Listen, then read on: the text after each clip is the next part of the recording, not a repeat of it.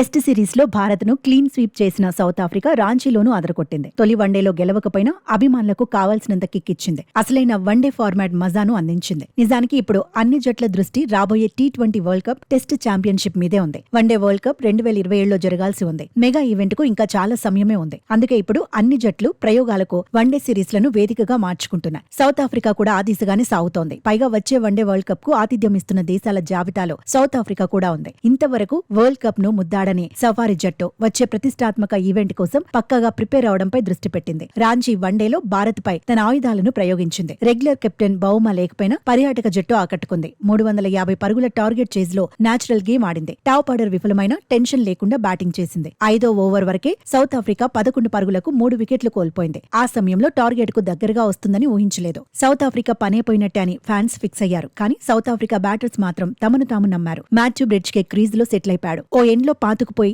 Form ను కొనసాగించాడు. Tony de George, Dewald Brevis కూడా క్రీజ్ లో ఉన్నంతసేపు ఆత్మవిశ్వాసంతోనే బ్యాటింగ్ చేశారు. భారత బౌలర్లపై ఆధిపత్యం చెలాయించేందుకు ప్రయత్నించారు. అయితే Tony de George, Dewald Brevis pavilion చేరడంతో సౌత్ ఆఫ్రికా 130 పరుగులకే సగం వికెట్లు కోల్పోయింది. ఈ టైంలో ఆన్సన్ విశ్వరూపమే చూపించాడు. ట్రెడిషనల్ స్ట్రెంత్ ను చూపించాడు. బాల్ తో కంటే బ్యాట్ తోనే డేంజర్ అనుకునేలా రఫ్ ఆడించాడు. బౌలర్ ఎవరైనా దంచికొట్టాడు. మాథ్యూ బ్రిడ్జ్కేతో కలిసి క్రీజ్ లో విధ్వంసమే సృష్టించాడు. భారత ఫీల్డర్లను ప్రేక్షకుల్లా మార్చేసి భారీ షాట్లు బాధేశాడు. గువాహటి టెస్ట్ లో కెరియర్ బెస్ట్ 93 పరుగులు సాధించిన ఆన్సన్ రాంచీలో 26 బంతుల్లోనే హాఫ్ సెంచరీ ఫినిష్ చేశాడు. వన్డేల్లో సౌత్ ఆఫ్రికా తరపున ఫాస్టెస్ట్ హాఫ్ సెంచరీని అందుకున్నాడు. బ్రిడ్జ్కేతో కలిసి ఓవర్కు 8.43 రన్ రేట్ తో పరుగులు పిండేసుకున్నాడు. విభిన్నమైన షాట్లతో భారత బౌలర్లు ఉలిక్కి పడేలా చేశాడు. 39 బంతులు ఎదుర్కొని 70 పరుగులు సాధించాడు. ఇందులో 8 ఫోర్లు 3 సిక్సర్లున్నాయి. 179కి పైగా స్ట్రైక్ రేట్ తో ఆన్సన్ బీభత్సమే సృష్టించాడు. అయితే కుల్దీప్ వేసిన ఒకే ఓవర్లో ఆన్సన్, బ్రిడ్జ్కే పెవిలియన్ చేరారు. అప్పటికి సౌత్ ఆఫ్రికా 7 వికెట్లకు 228 పరుగులు చేసింది. సౌత్ ఆఫ్రికా ఇన్నింగ్స్ ముగియడానికి ఇంకా